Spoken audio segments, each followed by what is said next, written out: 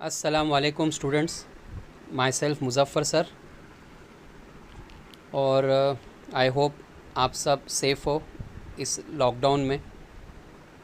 तो हम अपने पोर्शन को आगे बढ़ाते हैं। ये आप लोग के फर्स्ट यूनिट का लास्ट चैप्टर है और आपके पूरे सिलेबस का सबसे डिफ़िकल्ट चैप्टर। ओके, तो मैं स्टूडेंट से आपको डराने के लिए नहीं कह रहा हूँ। एक्चुअली मैं इसलिए कह रहा हूँ कि कंपैरेटिवली दूसरे चैप्टर से ये चैप्टर थोड़ा सा डिफ़िकल्ट है। ज़्यादा बड़ा चैप्टर नहीं है, लेकिन एक्सप्लेनेशन बहुत डिटेल में हमको देखना होगा इसका, ताकि आपको इजीली समझ में आए। तो स्टूडेंट्स, ये जो चैप्टर है, ये चैप्टर को आराम से पढ़ेंगे हम लोग, कोई घाई नहीं करेंगे। मेरा मकसद ये है कि आपको ये अच्छे से समझे। ख़त्म करने के लिए मैं ये आधे घंटे में 1 घंटे में ख़त्म कर सकता हूँ चैप्टर, लेकिन मैं चाहता हूँ कि आप इसको ध्यान से समझो, अच्छे से समझो, और मैं इसको थोड़ा सा आप ध्यान लगाओ, है ना।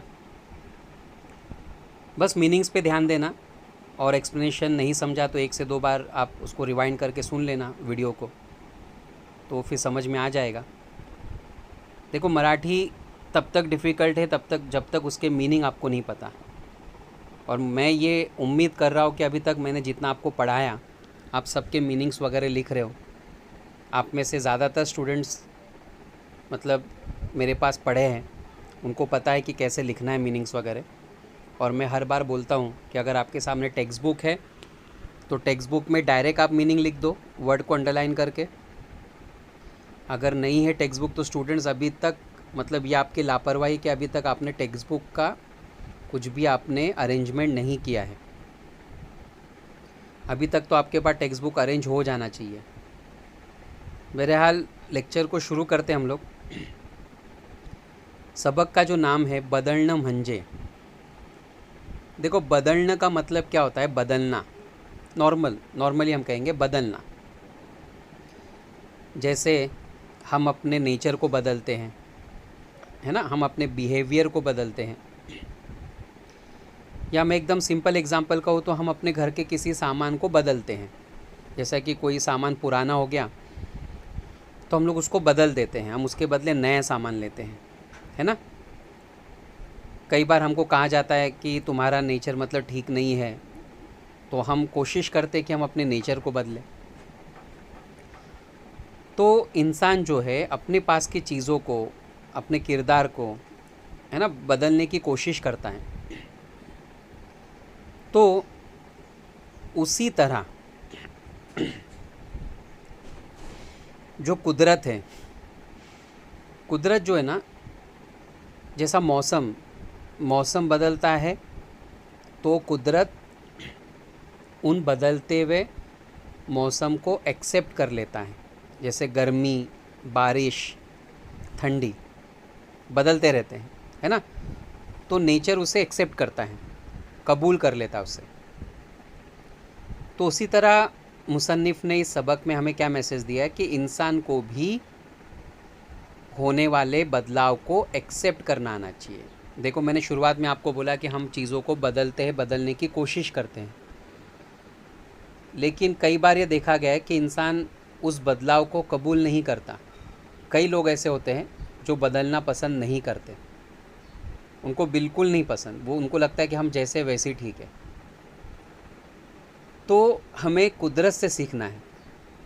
ये मैसेज है सबक में कि जैसे नेचर में बदलाव होता है तो कुदरत उनको एक्सेप्ट कर लेता है, उसी तरह से हमें भी बदलाव को एक्सेप्ट करना आना चाहिए। ओके, तो यही सबक है। तो पहले हम लोग इसका हेडिंग जो है बदलना म्हणजे, बदलना मतलब क्या, है ना। मल्हार अरणकल्ले इसके मुसन्निफ़ है। परिचय देखते हैं हम लोग, सेकेंड पैराग्राफ, यानी ऊपर से 6th लाइन।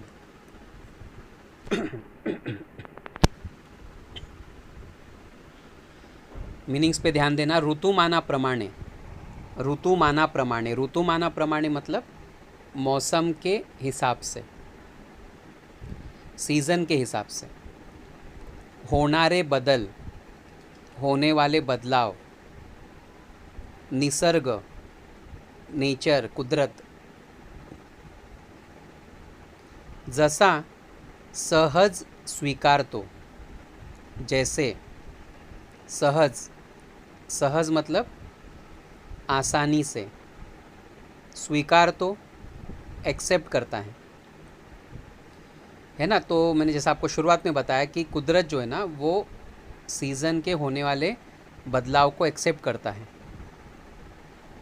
त्याप्रमाणे उसी तरह माणसाने आपल्या आयुष्यातील बदल, माणसाने, इंसान को आपल्या आयुष्यातील बदल, अपने ज़िंदगी के बदलाव, आयुष्य मतलब ज़िंदगी, बदल मतलब बदलाव, आनंदाने स्वीकारावेत, आनंदाने, खुशी खुशी से स्वीकारावेत, कबूल करना चाहिए, असे प्रस्तुत पाठात लेखकाने सुचवले आहे। ऐसा इस सबक में मुसन्निफ़ ने समझाया है, मुसन्निफ़ ने हमें बयान किया है, मुसन्निफ़ ने हमें बताया है।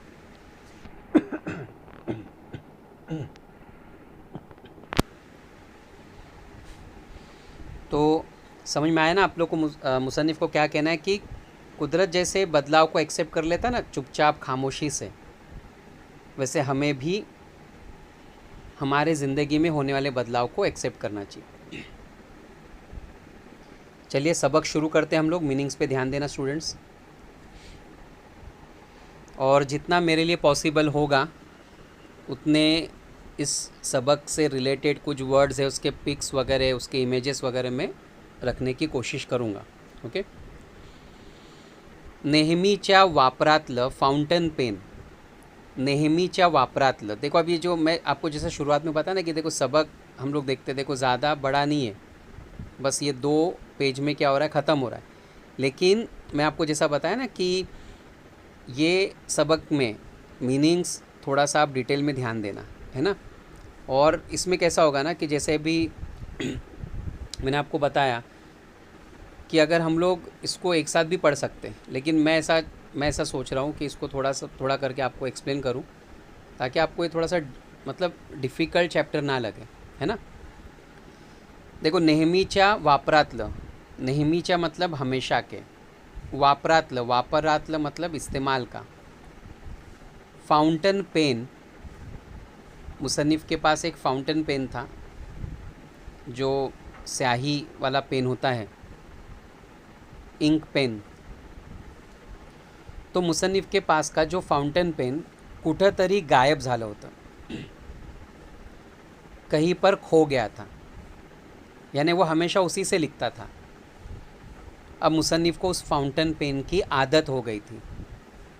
कई बार हमें कुछ चीज़ों की आदत होती है और हमको ऐसा लगता है कि अगर वो चीज़ होगी तो ही हमारा काम होगा, है ना।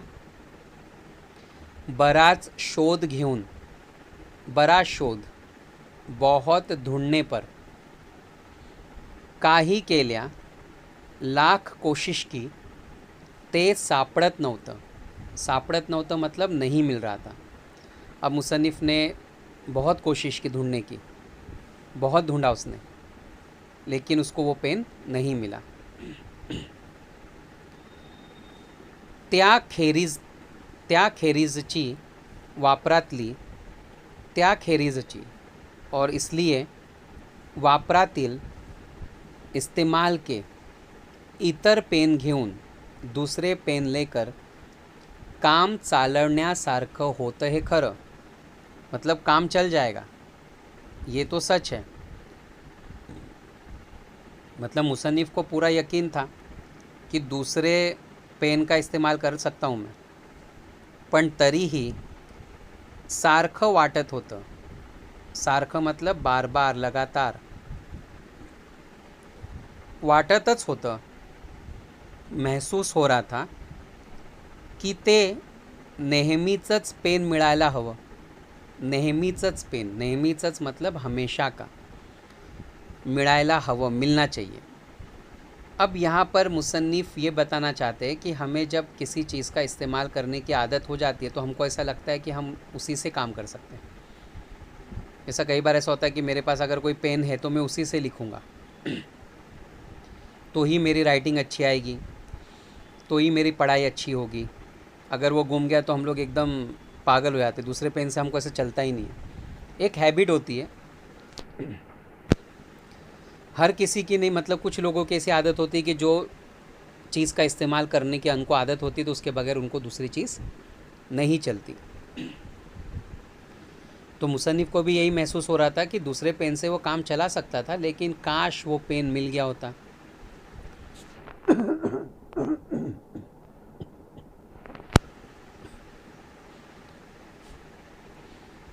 असं काय वेगळं होतं बरं त्यात? असं काय वेगळं होतं? वेगळं मतलब अनोखा। ऐसा क्या अनोखा था उसमें? खरं म्हणालं, सच पूछा जाए या सच कहा जाए तर ते कुठल्याही पेनासारखंच पेन होतं, कुठल्याही पेनासारखं, दूसरे पेन की तरह। और अगर कोई पूछे तो सच वो दूसरे पेन की तरह ही था, कुछ अनोखा नहीं था, वो आसमान से टपका हुआ नहीं था, है ना।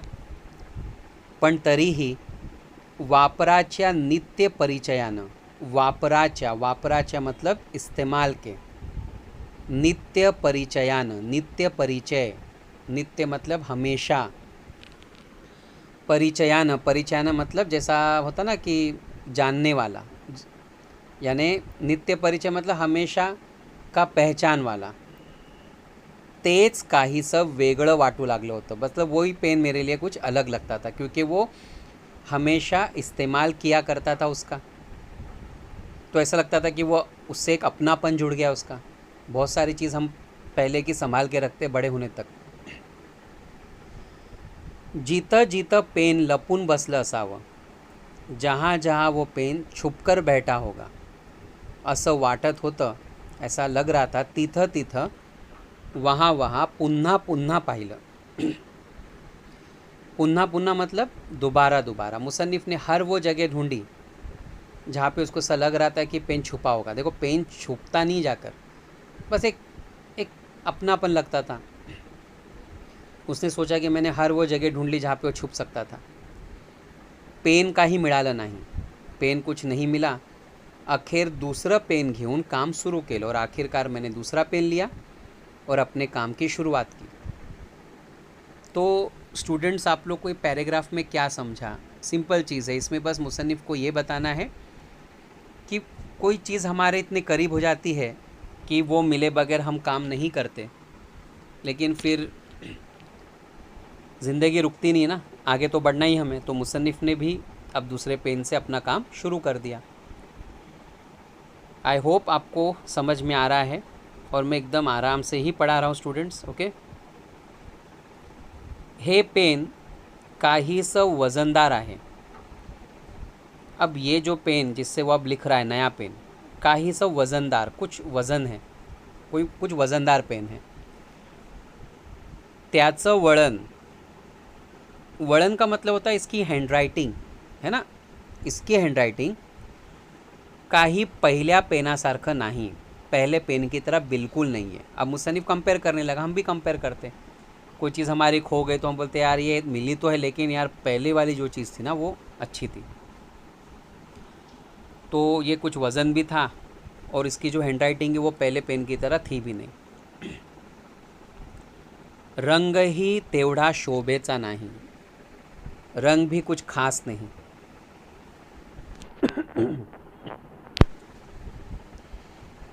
शाही थोड़ी फिकटच वाढते, और इसकी जो शाही है, जो इसकी जो स्याही है, थोड़ी फिकट वाटते, थोड़ी फीकी लग रही है।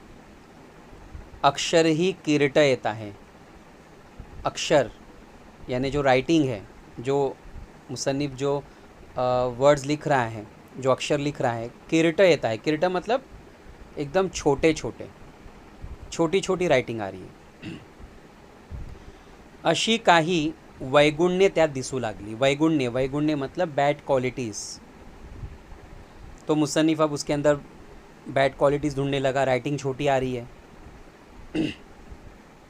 कलर खास नहीं है, लिखावट ठीक नहीं आ रही है, वज़न है। त्याच त्या विचारांनी और बार बार यही सब सोचकर ते पेन वापरू नये असं एकसारखं वाटू लागलं। थोडे देर के लिए लगा की ये पेन मैं इस्तेमाल नहीं करूँ. एकसारखं वाटू लागलं मतलब ऐसा महसूस होने लगा. एखादी दाट परिचयाची, एखादी मतलब किसी दाट परिचयाची, दाट परिचय मतलब एकदम खास पहचान की, एकदम करीब के पहचान की. खास स्नेहातली, एकदम खास करीब की. इसका परिचय मतलब जानने वाली और स्नेहातली मतलब करीब की. व्यक्ती दिवसभर भेटली नाही, व्यक्ति मतलब इंसान. दिवसभर भेटली नहीं, अगर पूरा दिन नहीं मिला, समझो कोई इंसान पूरा दिन हमें नहीं मिला जो हमारा एकदम खास है, पहचान वाला है. आपको याद होगा, देखो हम लोगों ने मकबरा माझ्या मनातला सबक पढ़े थे. कैसा उसमें मुसन्निफ उसको एक दिन नहीं मिला तो बेकरार हो गया था, है ना. तिच्याशी संवाद करता आला नाही. संवाद मतलब बातचीत, कॉन्वर्जेशन. अगर उससे हम बातचीत नहीं कर पाए कि आपण अस्वस्थ होतो. अस्वस्थ मतलब बेचैन, हम बेचैन हो जाते हैं. जब ऐसा होता है कि हम किसी खास इंसान से, अपने करीब के इंसान से जब एक दिन नहीं मिलते, उनसे बातचीत नहीं करते, तो हम क्या हो जाते हैं, बेचैन हो जाते हैं. तसंच काही झालं, वैसा ही महसूस हो रहा था. पुन्हा एकदा ठरवलं. पुन्हा एकदा मतलब फिर एक बार. ठरवलं मतलब डिसाईड किया की ते काही नाही, पूर्वीचं फाउंटन पेन शोधून काढायचं. पूर्वीचं, पहले का. फाउंटन पेन शोधून काढायचं. फाउंटन पेन ढूंढ के निकालूंगा ही. असेल कुठंतरी कप्प्यात एखाद्या पुस्तकात. होगा कहीं पे, कप्प्यात, कहीं कोने में, कहीं खन में. एखाद्या पुस्तकात, किसी किताब में रख के भूल गया हूँगा, पण ते शोधायचंच. लेकिन अब वो ढूंढना है क्योंकि ये पेन से उसको ज़रा भी अच्छा नहीं लग रहा था लिखना. आश्चर्य नवे, खरोखरच. आश्चर्य मतलब ताज्जुब की बात नहीं है, खरोखरच, सच में. दूसरं पेन हातात घेऊन, दूसरा पेन हाथ में लेकर, पहिल्यासारखं लेखन करताच येईना. पहले जैसी लिखावट हो ही नहीं रही थी. तो मुसन्निफ़ कह रहा है कि सच बात है, ताज्जुब की बात नहीं है कि जब मैंने नए पेन से लिखने की कोशिश की तो पहले की तरह वो ऐसा लग रहा था कि लिखावट हो ही नहीं रही है. देखो स्टूडेंट्स, ये होती है, मैं बताया ना, एक आदत. अब कोई चीज़ की आदत होगी तो आपको कोई दूसरी चीज़ पसंद नहीं आएगी. मनालाही मरगळ वाटू लागली. मरगळ वाटणे मतलब बहुत ही बोलते हैं ना, दुखी होना. अब वो परेशान हो गया. बेचैनी वाढली, परेशानी बढ़ गई, वो बेचैन हो गया. कार्यालयातून घरी परतल्यावर. कार्यालय, कार्यालय मतलब दफ्तर, ऑफिस. घरी परतल्यावर, घर आने पर, थोड्या वेळानं, थोड़ी देर बाद, पुन्हा बाहर पडलो. दोबारा बाहर आया. अब जब मुसन्निफ़ कह रहा है कि मैं दफ्तर में से जब बाहर निकला, ताज़्या शुद्ध हवेत. ताज़े, शुद्ध हवेत मतलब शुद्ध यानी प्योर, साफ आबोहवा में फिरून यावं, घूमकर आऊँ, म्हणजे ज़रा बरं वाटेल असं वाटलं. मुसन्निफ़ को लगा कि थोड़ा ठीक लगेगा. अब मुसन्निफ़ इस पैराग्राफ में बता रहा है कि ये नया पेन थोड़ा वज़नदार था. पहले की पेन की तरह राइटिंग नहीं थी, छोटे छोटी राइटिंग आ रही थी, बहुत सारी खामियां उसने निकाली. और दिल में बार बार ऐसा आ रहा था कि नया पेन इस्तेमाल नहीं करूँ, काश मुझे मेरा पुराना पेन मिलता. मुसन्निफ़ कह रहा है कि जैसे एक करीब के इंसान से हम दिन भर नहीं मिलते तो जैसी बेचैनी होती है, वैसे मुसन्निफ़ को वो पेन नहीं था तो बेचैनी होने लगी. और मुसन्निफ़ कह रहा है कि इतना मैं बेचैन हो गया, परेशान हो गया, ठान लिया कि अब ढूंढूंगा. होगा कई किताबों में रखा हुआ, खान में, कई खन में रखा होगा, है ना. अब मुसन्निफ़ कह रहा है कि ताज्जुब की बात है कि सच में उसको लिखना ही नहीं आ रहा था. अब बेचैनी बढ़ गई. दफ्तर से बाहर निकल के थोड़ा सोचा मैं ताज़ी हवा में थोड़ा घूम आऊँ तो थोड़ा मुझे ठीक लगेगा, है ना. ये सोचकर मुसन्निफ़ बाहर निकल गया. आई होप आपको चैप्टर समझ में आ रहा है स्टूडेंट्स. ठंडी दूर पड़ाली होती, अब वो बाहर आया, बाहर के आबो हवा में आया, ठंडी दूर पड़ाली होती, ठंडी चली गई थी। आणि उष्मा वाढू लागला होता। उष्मा, उष्मा मतलब गर्मी। अब ठंडी चली गई, ठंडी का मौसम ख़त्म हो रहा था, धीरे धीरे गर्मी बढ़ने लगी। दिवस ही मोठा झाला होता, अब दिन भी बड़ा हो चुका था। सायंकाळ झाली, शाम हो गई, तरी सगळीकडे चारों तरफ लख उजेड़ होता। लख उजेड़ मतलब बहुत उजाला। जैसा आपको पता ही है कि ठंडी में रात बड़ी होती है, दिन छोटा होता है ना, और गर्मी में दिन बड़ा होता है और रात छोटी होती है। तो मुसन्निफ़ कह रहा है कि गर्मी के दिन शुरू हो गए थे, दिन बड़ा हो चुका था, शाम हो गई, फिर भी चारों तरफ उजाला था। हिवाळ्यात, ठंडी में आक्रसलेली झाडे, आक्रसलेली ठंडी से अकड़ी हुई झाडे, वेली, बेल उन्हाच्या कडकपणामुळे, गर्मी के कड़ाके की वजह से तापू लागल्या होत्या, गर्म हो रही थी। अब फ़र्क देखो, मुसन्निफ़ बता रहे, जैसा मैंने सबक के परिचय में बताया ना कि कुदरत जो है ना, जैसे सीज़न बदलता है तो अपने आप को भी वो चेंज कर देता है।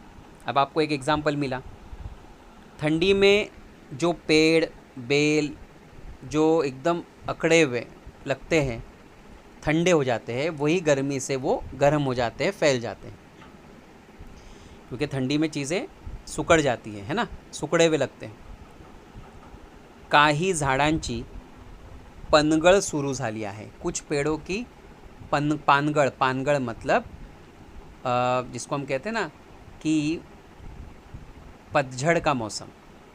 पतझड़ में क्या होता है, पत्ते गिरने लगते हैं, है ना, आपने देखा होगा पत्ते गिरते हैं। पतझड़ का मौसम नॉर्मली कैसा होता है ना, ठंडी ख़त्म होने वाली रहती है और गर्मी शुरू होती है, इसका जो बीच का जो पीरियड होता है ना, उसको कहते हैं पतझड़ का मौसम। झाडांचे खराटे दिसू लागले होते। झाडांचे खराटे, खराटे एक्चुअली आपको पता होगा, एक झाड़ू होता है खराटा, जिसको कहते हैं खराटा, जो नॉर्मली ज़मीन वगैरह धोने के लिए इस्तेमाल किया जाता है, लकड़ी से बना होता, खराटा जिसको कहते हैं। झाडांचे खराटे झालू लागले होते। कुछ चीज़ों के पिक्चर्स में देने की कोशिश कर रहा हूँ आपको, ताकि समझ में आए, ठीक है। तो पेड़ जो है ना, पत्ते गिरने की वजह से एकदम खराटे झाड़ू की तरह दिख रहे थे।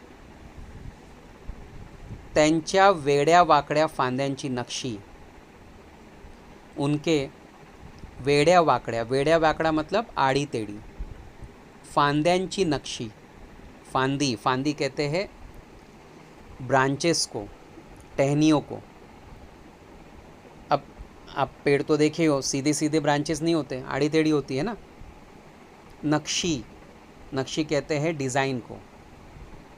वेगवेगळे आकार घेऊन फिरत होती, वेगवेगळे आकार, मुख्तलिफ शेप लेकर वो यहाँ वहाँ फैले थे, क्योंकि पतझड़ का मौसम था, पत्ते गिर गए थे।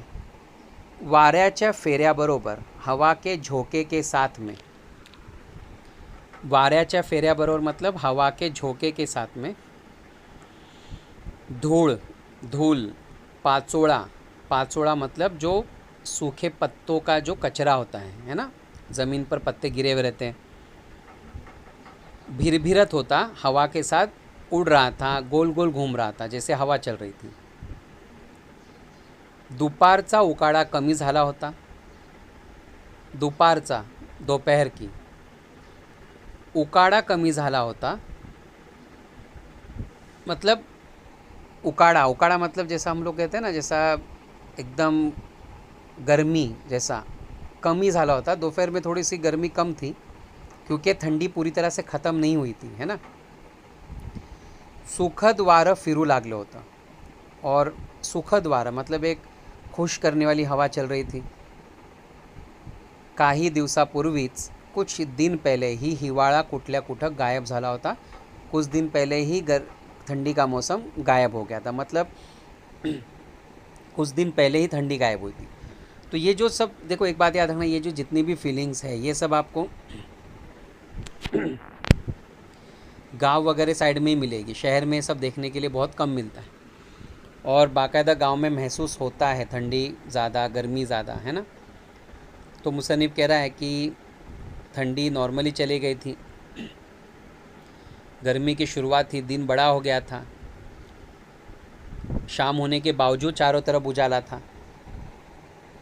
ठंडी में सिकुड़े हुए जो पेड़ दिखते थे वो अब गर्मी से मतलब फैले हुए लग रहे थे, पत्ते गिर गए थे कुछ पेड़ों के, पतझड़ का मौसम था, बिना पत्तों के पेड़ खराटे झाड़ू की तरह दिख रहे थे, चारों तरफ धूल उड़ रही थी हवा के साथ, है ना, पत्ते उड़ रहे थे।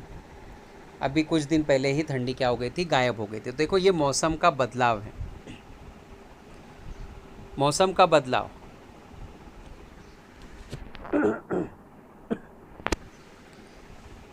लेकिन नेचर ने उसके कितने अच्छे से एक्सेप्ट कर लिया।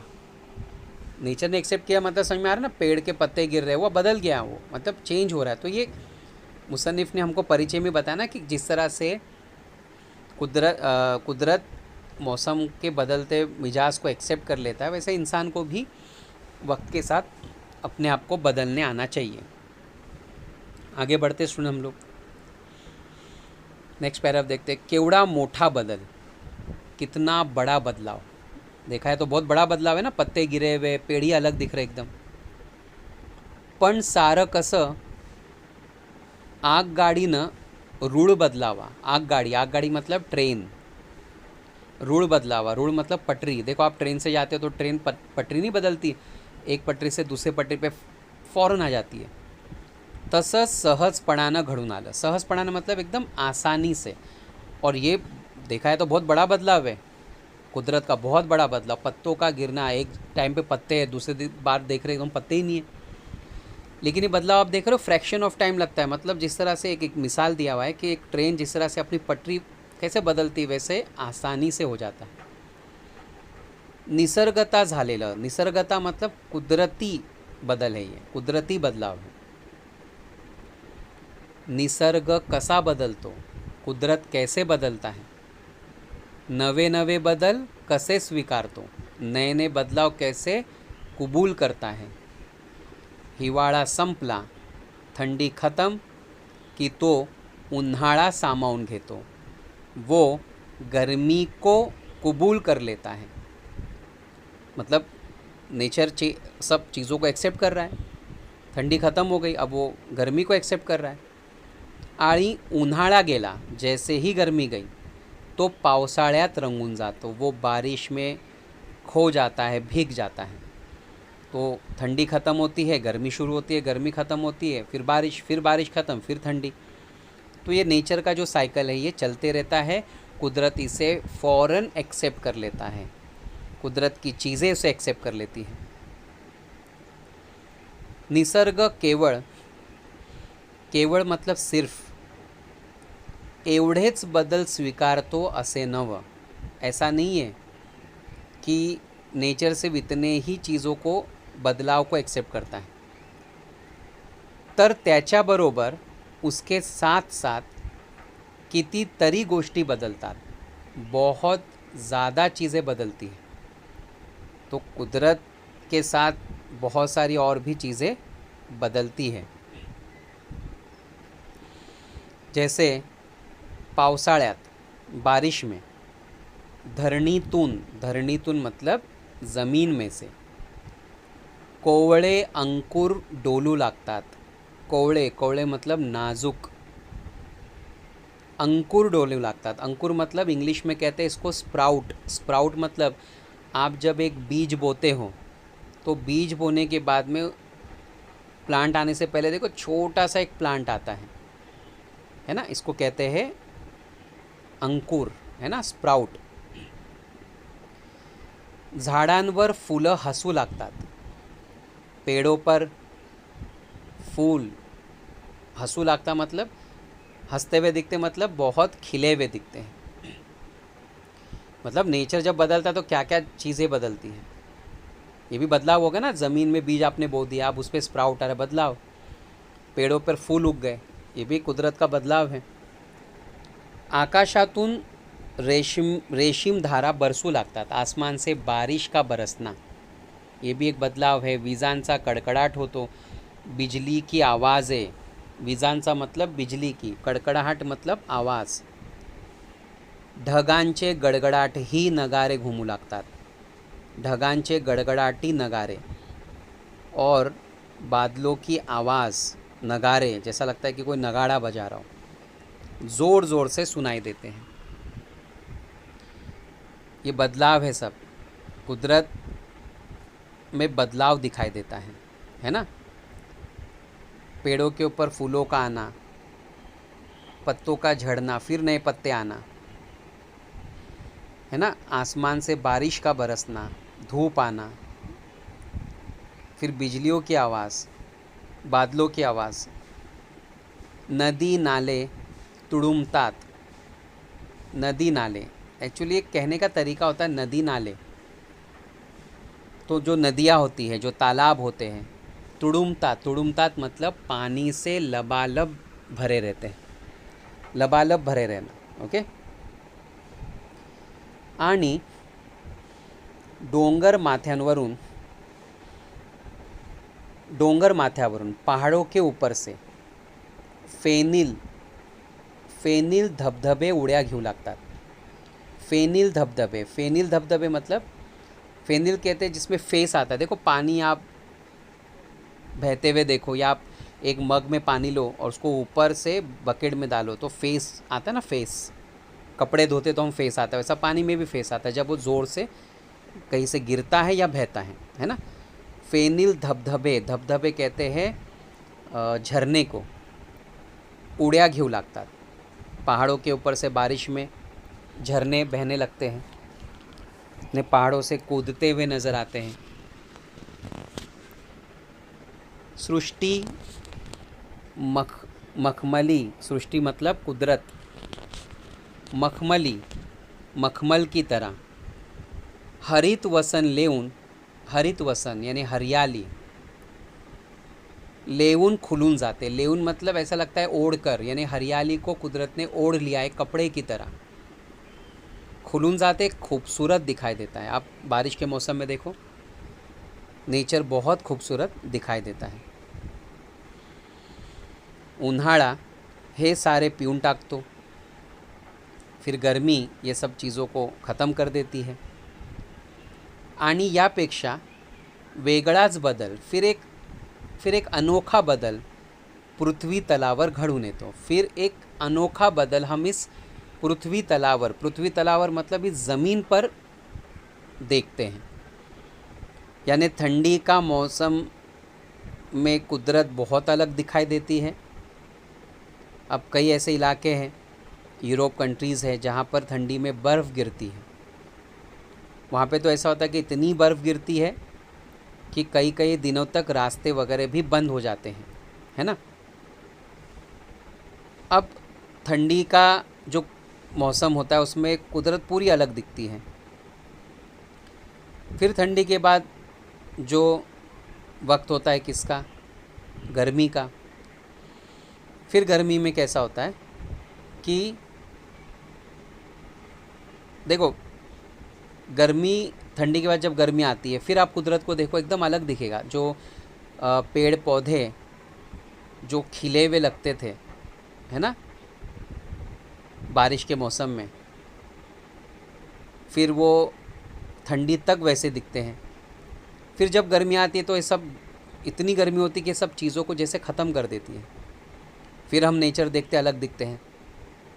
जो बारिश के मौसम में नदी नाले लबालब बहते हैं, ठंडी में भी बहते हैं कुछ हद तक, लेकिन फिर गर्मी में क्या होता है, सूखने लगते हैं.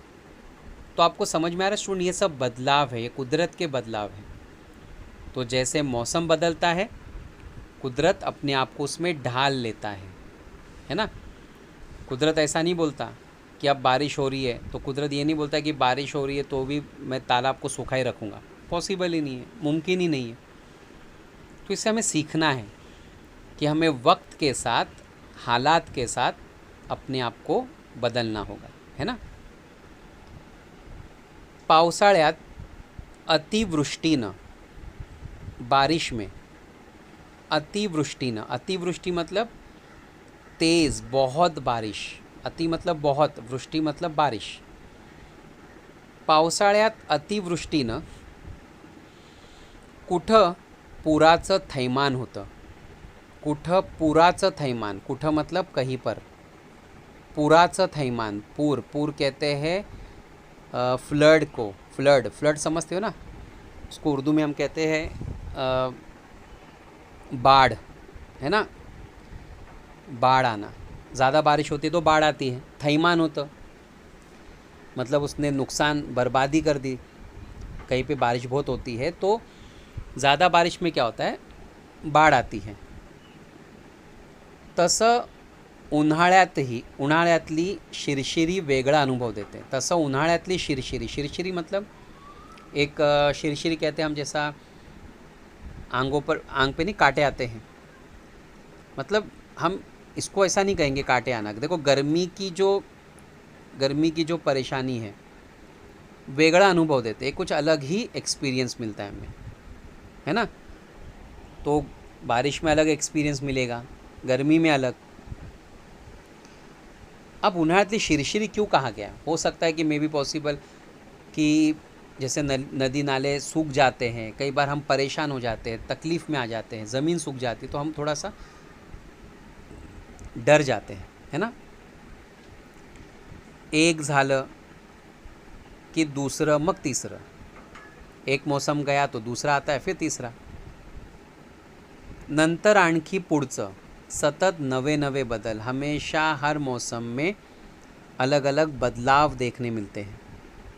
नव वातावरण, वातावरण मतलब एनवायरनमेंट यानी आबो हवा. हर मौसम में अलग आबो हवा. सारं सहजपणानं घडत राहणारं. और ये सभी चीज़ें सहजपणानं, सहजपणाने मतलब एकदम आसानी से होती रहती है. तो अब ये जो पैराग्राफ में हमने क्या पढ़े थे, मुसन्निफ़ यहाँ के क्या कह रहा था कि कुछ दिनों पहले ही ठंडी ख़त्म हुई, है ना. तो कुदरत का ये बहुत बड़ा बदलाव है, लेकिन ये इतना आराम से हो जाता है. उसने कंपेयर किया ना, जैसे कि रेलवे अपना ट्रैक बदलती है इतने आसानी से. तो जैसे ही मौसम बदलता है तो नेचर अपने आप को भी उसके हिसाब से ढाल लेता है ना. ठंडी ख़त्म होती है तो गर्मी शुरू होती है, फिर गर्मी के बाद बारिश आती है. तो कुदरत अपने आप को वैसे बदलते जाता है. उसने बदलाव के बहुत सारे मिसालें दी. ज़मीन के ऊपर स्प्राउट आना, पेड़ों के ऊपर पत्ते फूल दिखाई देना, पत्तों का गिरना, बिजली की आवाज़, है ना, बादलों की आवाज़, हरियाली दिखाई देना. कहीं पे ज़्यादा बारिश में बाढ़ आ जाती है, कहीं पे गर्मी धूप में हम लोग गर्मी के मौसम में परेशानी हो जाती है. तो ये सब बदलाव होते रहते हैं, लेकिन कुदरत इसे बहुत ही आसानी से कबूल करता है. तो स्टूडेंट ये सबक हम यहीं तक पढ़ेंगे, क्योंकि इसके आगे आप देखोगे ना तो ये 2 लाइन का एक पैराग्राफ के आगे कंटिन्यू होगा. तो इसको मैं अगले लेक्चर में समझाता हूँ, क्योंकि समझाने को देखो अभी भी समझा दूँ, लेकिन कैसे है ना, कुछ सबक ऐसे होते कि एक साथ पढ़ेंगे ना आप तो आप बोर भी हो जाओगे, आपको डाउट्स भी बहुत सारे रहेंगे, है ना. तो इससे अच्छा है कि हम थोड़ा थोड़ा करके पढ़ें. तो अगर फिर भी अगर आपको इस सबक में कुछ डाउट अगर लगे, है ना, तो आप जो है ना ये इसको फिर रिवाइंड करके, पीछे करके आप इसको देख सकते हो. तो रिकॉर्डेड वीडियोस के यही ज़्यादा फ़ायदे होते हैं कि आप इसको जितने बार चाहें उतने बार आप उसको देख सकते हो. और मीनिंग्स पे बहुत ज़्यादा ध्यान दो स्टूडेंट्स, है ना, क्योंकि मराठी को समझने का एक सबसे आसान जो मेथड है वो यही है कि आप मीनिंग्स पे बहुत फोकस करो. ठीक है. तो आई होप ये चैप्टर यहाँ तक आपको समझ में आया है. इंशाल्लाह अगले लेक्चर में हम लोग मिलते हैं, ये सबक को पूरा करेंगे इंशाल्लाह. और इस वीडियो इसके मतलब मैंने एक वीडियो इसमें ऐड किया हूँ आगे, थोड़ा नेचर से रिलेटेड है ना, आप उसको देख लेना. और फिर इंशाल्लाह हम अगले लेक्चर में मुलाकात करते हैं. तब तक अपना ध्यान दीजिए, है ना. Stay home, stay safe, okay, अल्लाह हाफिज़।